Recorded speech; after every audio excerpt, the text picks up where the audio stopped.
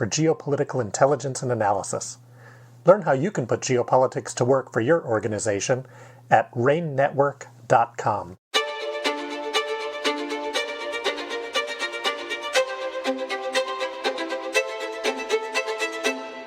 Hello and welcome to RANE's Essential Geopolitics podcast. Today I'm joined by RANE's Senior Middle East and North Africa Analyst, Ryan Bohl, to discuss the conflict between Israel and Iran. Specifically, we're going to talk about possible Endgame Scenarios. Hi, Ryan. Hi, Emma. We are obviously very, very busy with everything that's been going on with the Israeli airstrikes over Iran and inside of its nuclear program. And we are starting to try to think about how does this end? And as of this afternoon of June 17th, we don't know whether or not the United States is going to decide to carry out an intervention on behalf of Israel. And then we're starting to think about what this looks like when the conflict inevitably winds down in some capacity. It has to end in some way. They're not going to be fighting each other for all time. No war is truly endless. And so we're starting to think about those scenarios as well. And I guess we can start off with thinking about some of our endgames that we've been looking at in terms of scenarios for the way this conflict winds down. The first, of course, is the idea that they return to a negotiation process, and essentially we go to a point of not exactly the status quo ante, but bringing Iran and the United States back to nuclear talks, in which Iran is significantly weakened by these airstrikes and has considerably less leverage to push back on American and Israeli demands to dismantle its nuclear program. But that doesn't necessarily mean that it's the end of Iran's nuclear program. In the course of a nuclear negotiation process, which even under duress could still take months, if not years, to unfold, the Iranians could attempt to rebuild their program. They could use the pause in fighting to rearm, to try to get themselves repositioned. And then we end up where the nuclear talks may actually result in another crisis down the line as the Iranians potentially decide to rebuild their program and try to restart what they were doing beforehand and use the talks as cover for that, and hoping that Israel and the United States simply don't have the political will to conduct repeated airstrikes on their country and risk the full-scale maximum regional escalation that we have not yet seen. So that's one potential endgame that we have here, is that we go back to just a cycle of crises. The Israelis and the Americans demand Iran remove and end their nuclear program, essentially, and end their enrichment within Iranian borders. The Iranians drag out the talks for as long as they can, and then Israel and the U.S. lose patience and resume airstrikes. So that is a possibility. There is a nuclear negotiation process where it's possible to see Iran actually has no choice but to accept the end of its nuclear program. And it boils down to a political narrative that they try to sell to the public and sell to their hardliners, that the dismantling of their program is in the national interest. And that probably wouldn't work very well. It would be a significant humiliation.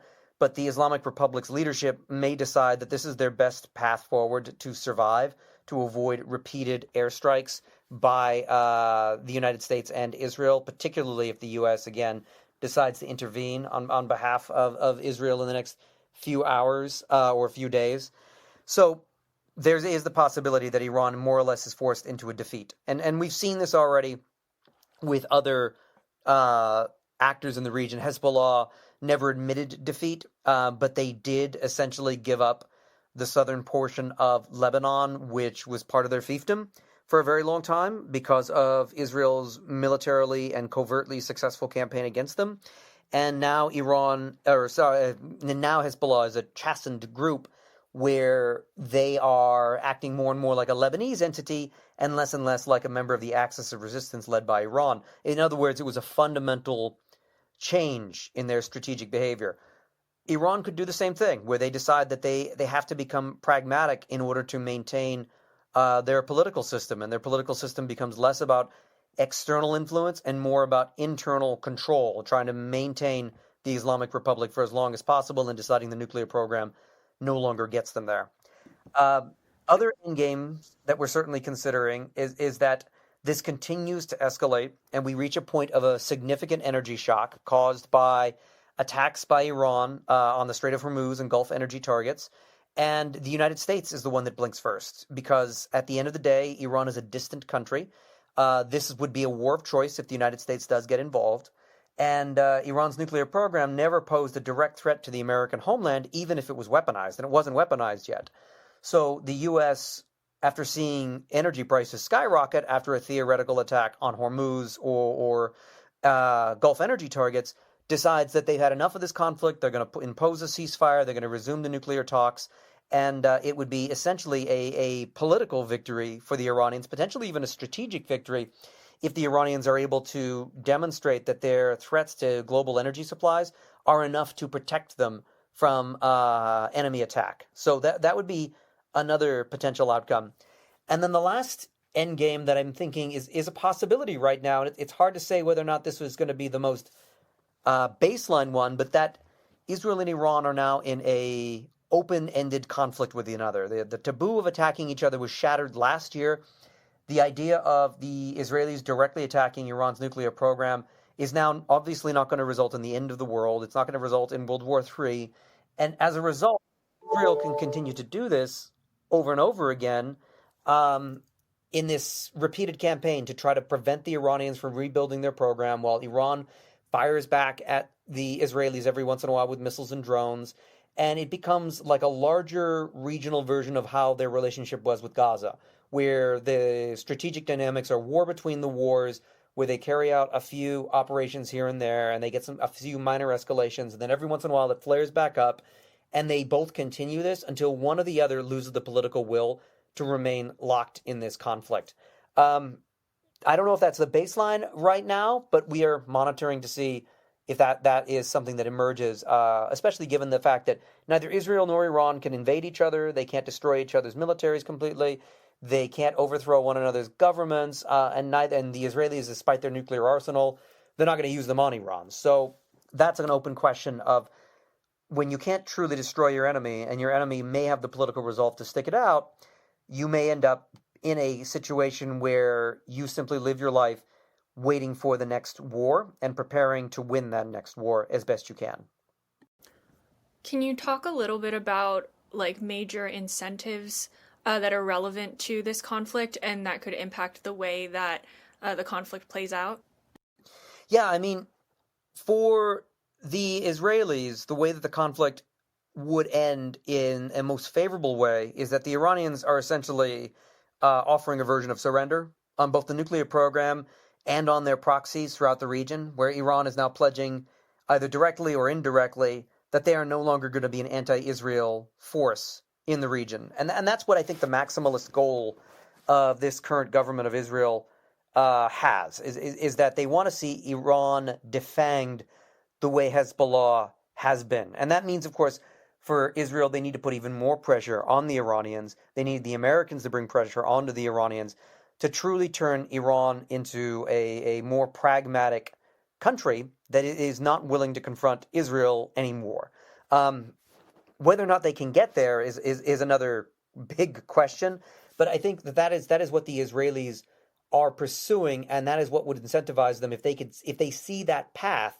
That would incentivize them to end the campaign. I don't think it's just about the nuclear program at this point. It's also about Israel's sense of regional and local security threats. And they also, of course, believe that if they can break Iran's will to be an adversary, this will also bring an end to the Gaza war, because Hamas would be demoralized by the loss of their main sponsor and patron. It would seem to Hamas's remaining leadership that no one can stand up to Israel, and that Israel, more or less, you have to come to terms with the existence of Israel. You have to come to terms with its military might. Now, whether or not that's true, it's very hard to say. But I think that's one of the main things that the Israelis are going for. On the American side, in terms of incentives to end the conflict, they would be willing to take a nuclear disarmament or a nuclear process where it's clearly so demilitarized that it can't pose a threat to Israel. I don't think the United States really wants to put too much pressure or political capital or military power into a conflict as expansive as what Israel is seeking. They would like Iran to be pragmatic towards Israel. They're not willing to go to war with Iran in order to make them pragmatic with Israel. That's Israel's real problem. Just as it was with the Arab-Israeli wars back in the 60s and 70s, Israel has to win this respect on its own terms. And so the Americans would accept a rapid end to the war if it looked like Iran was truly going to abandon its nuclear program. And for the Iranians, of course, and the Iranians get a vote in all of this, for the Iranians to be incentivized to end their attacks, they need a sense of security that they're not getting from the Israelis and the Americans right now. Of course, the first thing would be that the Israelis end their air campaign and pledge that they will no longer conduct more campaigns in the future. That would be the first thing that the Iranians would be looking for.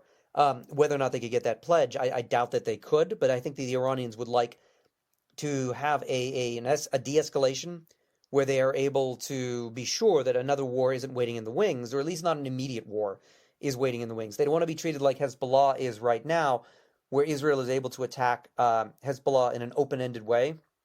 And Hezbollah is too weak now to respond significantly against the Israelis. So Iran doesn't want to be stuck in that position where the Israeli Air Force is just flying over Tehran routinely to show that they can, and occasionally striking targets of opportunity.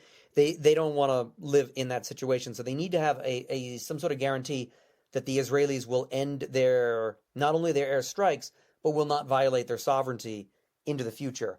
They also need to know that the Israelis and the Americans aren't actually going to pursue this regime change strategy. Because if that's the case, if the Israelis and the Americans are moving into a true regime change pattern, then the war becomes existential for the Iranians, and they need to change tactics very quickly to signal the risks of a regime change war against Iran. Again, Strait of Hormuz is one of the clear targets for the Iranians should the U.S. and Israel move into an overt, instead of an aspirational regime change strategy, an overt regime change strategy. So the Iranians need several layers of security to be assured of, to be able to walk away from this conflict and to be able to pledge to go back into something of the status quo.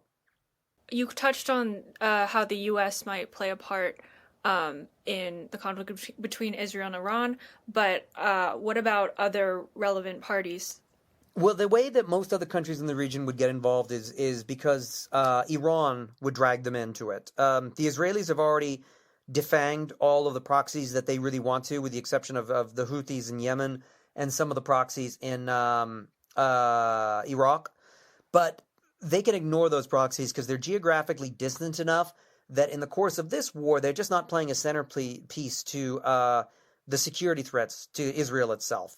So if the war expands, it is because the Iranians believe that an expansion of the war is less dangerous than allowing the Israelis and the Americans to get away with whatever they're doing. So if the Israelis and Americans are moving to regime change, then all of a sudden the Islamic Republic's calculations start to alter, and they're no longer worried about being a pariah. They're no longer worried about being isolated regionally as much as they are being immediately destroyed. Like all of a sudden, when someone's coming for you directly, you're not as worried about whether or not you burn down the house or burn down the neighborhood that you're living in. You're all about survival mode.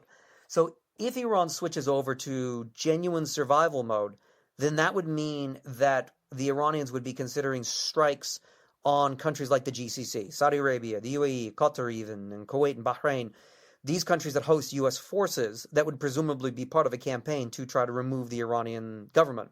They would also be looking at attacking U.S. forces in places like Syria and in Iraq, and they'd be looking to destroy as much energy infrastructure as they could in these places as well. Again, this would make them into the new Saddam Hussein. This would make them as isolated as Saddam was in 1991 after he invaded Kuwait.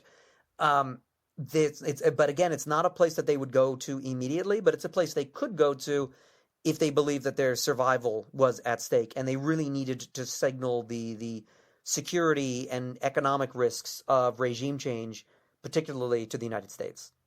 That makes sense. And then if we want to kind of touch on how this could affect businesses, both with interest in the region and just like the global economy at large, what risks should people be looking out for? How our global supply chain is going to be affected by this? Yeah, and I think we're waiting again for the Iranian movement towards survival mode. And if Iran moves into survival mode, trade routes through the Persian Gulf, for the major ports in Abu Dhabi and Dubai and Qatar, those will be disrupted. I think a lot of maritime traffic would probably avoid going in there, even if Iran isn't overtly targeting every ship. Most ships would start to go around it out of concern that they of being caught up by accident in such a conflict. The even the route that's near the Gulf of Oman, and it'd be possible that some of them would have to route themselves as far around as much deeper into the Indian Ocean and not around the Red Sea, particularly if the Houthis resume their attacks on civilian shipping in the Red Sea. So if you can't get through those two routes, you really do have to go all the way around Africa, and you really have to find new ports not on the Gulf Arab coast. And I think that would be a significant upending of supply chains and a significant change in how traffic works, because the ports in Dubai in particular are major linchpins of that east to west trade, and finding backups for that isn't going to be cheap, and it's certainly not going to be easy, because it'll also require companies finding whole new countries to be hosted in, and having to do new regulatory work and new standards, and having to negotiate with new potentially with unions or new port authorities. All of that would be really a significant shift for our trade networks. That being said, the other thing that really matters is whether or not energy gets interrupted, because if we see an energy shock emerging out of the Middle East, it would, on the one hand, cause inflation to grow globally, because it would be a massive energy shock that would show up in everybody's inflation prints. But it would also slow down all of these global economies that are under duress because of the United States' tariffs and the trade wars that the U.S. is currently waging in many different directions.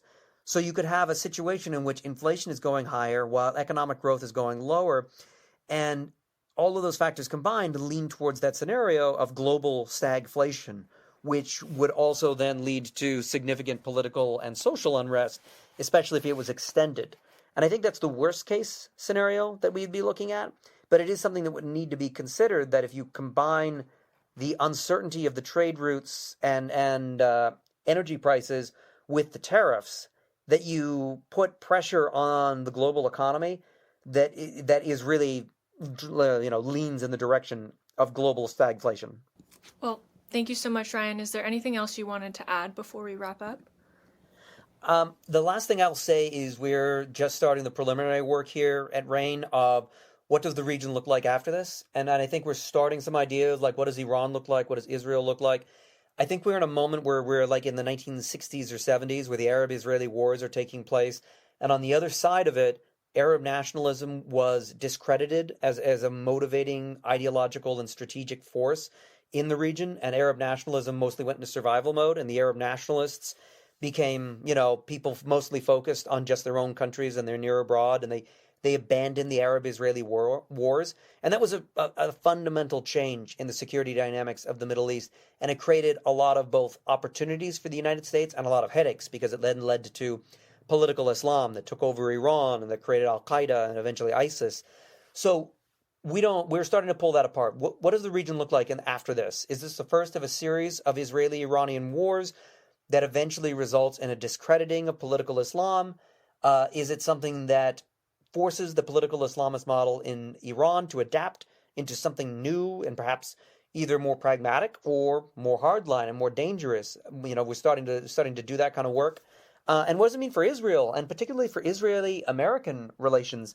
Because Israel and America don't see eye to eye on many things in the region, but they see eye to eye on Iran and the threat that it poses. Well, if Iran is pragmatic, or if Iran is no longer a threat, what does that mean for their relationship, where one of their strongest drivers of cooperation is perhaps weaker or maybe not even there? So we're starting to think about those things. That'll be something that I think is worth checking out on our website as we publish on that in the coming weeks, particularly once this conflict eventually ends. Thank you, Ryan. And as Ryan mentioned, here at RANE, we are and have been closely tracking this conflict and all the catalysts that have led here. For more geopolitical intelligence, you can visit our website, ranenetwork.com, to learn more about our suite of risk intelligence products and solutions. That's RANE network.com. Thanks for joining us.